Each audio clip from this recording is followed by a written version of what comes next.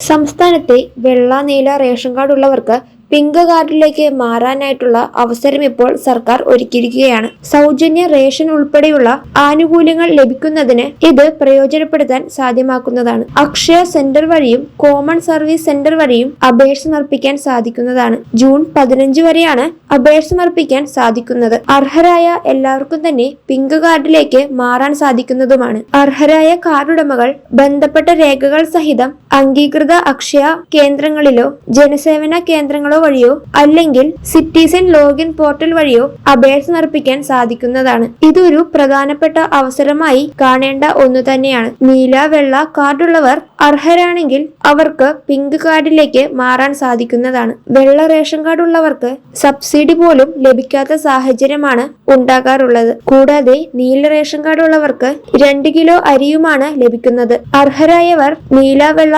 കാർഡിലുണ്ടെങ്കിൽ അവർക്ക് വളരെ കുറഞ്ഞ ആനുകൂല്യങ്ങൾ മാത്രമാണ് ലഭിക്കുന്നത്. അതിനാൽ അർഹരായിട്ടുള്ള എല്ലാവരും തന്നെ ഇതിലേക്ക് അപേക്ഷ സമർപ്പിക്കേണ്ടതാണ്. റേഷൻ കാർഡിലെ ഏതെങ്കിലും അംഗം സർക്കാർ ജോലിയോ അർദ്ധ സർക്കാർ ജോലിയോ അല്ലെങ്കിൽ പൊതുമേഖലാ ജീവനക്കാരനോ ആണെങ്കിൽ അപേക്ഷ സമർപ്പിക്കാൻ സാധിക്കുന്നതല്ല. കൂടാതെ ആദായ നികുതി അടയ്ക്കുന്നവർക്കും അപേക്ഷ സമർപ്പിക്കാൻ സാധിക്കില്ല. 1000-ൽ കൂടുതൽ ചതുരശ്ര അടിയുള്ള വീടാണെങ്കിലും പിങ്ക് കാർഡിലേക്ക് അപേക്ഷ സമർപ്പിക്കാൻ സാധിക്കുന്നതല്ല. റേഷൻ കാർഡിലെ അംഗത്തിന് സ്വകാര്യ ആവശ്യത്തിനായിട്ട് 4 ചക്രമോ അതിനു മുകളിലോ വാഹനമുണ്ടെങ്കിൽ ഇതിലേക്ക് അപേക്ഷ സമർപ്പിക്കാൻ സാധിക്കുന്നതല്ല. കാർഡിലെ എല്ലാ അംഗങ്ങൾക്കും കൂടി 1 ഏക്കർ കൂടുതൽ സ്ഥലമുണ്ടെങ്കിലും പിങ്ക് കാർഡിലേക്ക് അപേക്ഷ സമർപ്പിക്കാൻ സാധിക്കുന്നതല്ല. കൂടാതെ പ്രതിമാസം 25,000 രൂപയ്ക്ക് മുകളിൽ ലഭിക്കുന്നുണ്ടെങ്കിലും ഇതിലേക്ക് അപേക്ഷ സമർപ്പിക്കാൻ അർഹരല്ല. ഇതിലേക്ക് അപേക്ഷിക്കുന്നതിന് കൃത്യമായ രേഖകൾ സമർപ്പിക്കേണ്ടതാണ്. വീടിന്റെ തറവിസ്തീർണം തെളിയിക്കുന്ന പഞ്ചായത്ത് സെക്രട്ടറിയുടെ സാക്ഷ്യപത്രം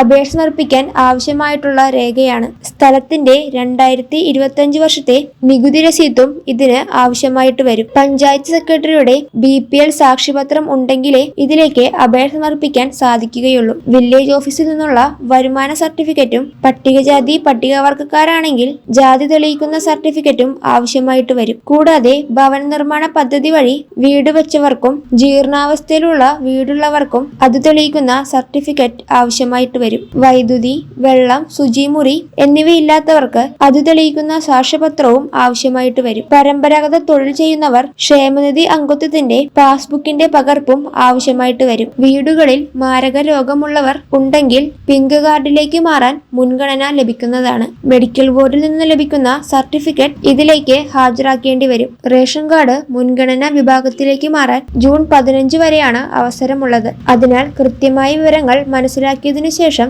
അർഹരായ എല്ലാവരും തന്നെ ഇതിലേക്ക് അപേക്ഷ സമർപ്പിക്കേണ്ടതാണ്.